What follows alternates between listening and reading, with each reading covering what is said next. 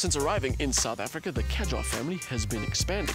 And from about mid-2016, Renault added a whole bunch of models, so the full lineup now includes everything from front-wheel drive to all-wheel drive, diesel, petrol, manual, automatic, something for just about every driving application.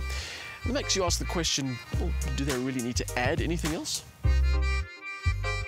Even though the answer to that question is no, it hasn't stopped them from adding another Kadjar to the range.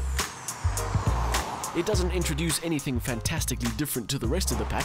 In fact, there's no new technology, no new look, no new colors or wheel designs, but it's still definitely worth taking a look at. And there is a very simple reason for that. One of the best things about the last Kadjar we drove, which was the 1.5 diesel, was that it offered really good value. It was 10 grand cheaper than anything its competition could offer. The XP takes that value idea and makes it even stronger. This car is based on the entry-level Expression model, which is priced at 364,900 Rand. The XP treatment adds 17-inch wheels, a tow bar, roof rails and side steps, but adds not a cent to the price tag. No surprise then that it's being offered as a limited edition. Those extras are purely functional, but they do nothing to take away from the Kadjar's brilliant styling. In fact, in the case of the running boards, they even add a little something. The roof rails, well, they add something too, but unfortunately it's just wind noise at highway speeds. But for those times when you aren't using them, you can just take them off. The Kadjar wears Renault's family styling really well, and with competition that includes the super stylish Mazda CX-5, it still manages to stand out. It's a nicely proportioned crossover that even manages to look a little sleek. The front end is particularly nice, and the sculpted rear lights add a bit of sophistication. Every corner of this car has something worth looking at.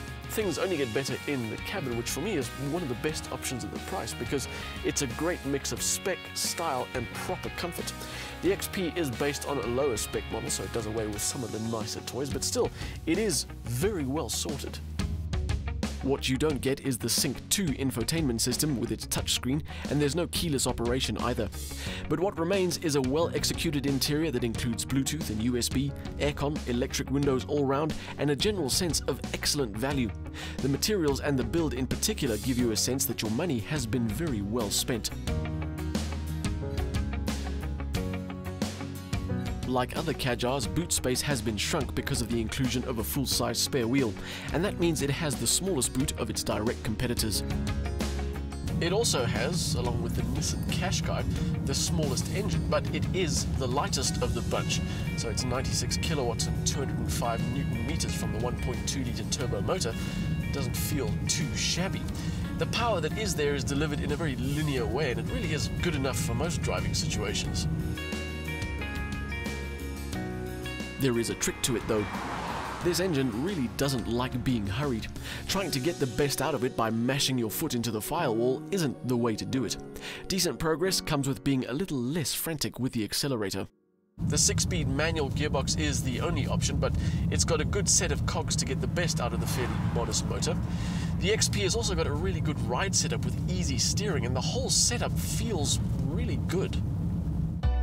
This is one of those cars that has very little in the way of things to complain about.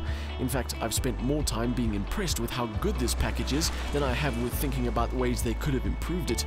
If you're looking for a crossover type daily driver, there really isn't a lot more you could ask for.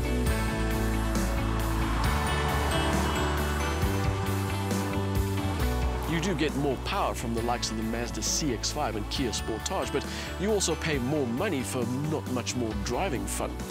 The Kadjar was already one of the best options in its class, and that makes the value-added XP a top choice.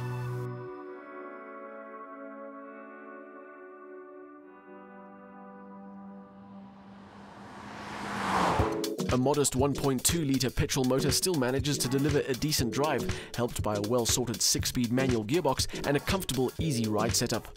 The Kadjar XP isn't the most sophisticated in terms of standard spec, but it's still comfortable and user-friendly, and the no-cost options add decent value. The only real shortcoming is a boot that has reduced load space thanks to the full-size spare wheel.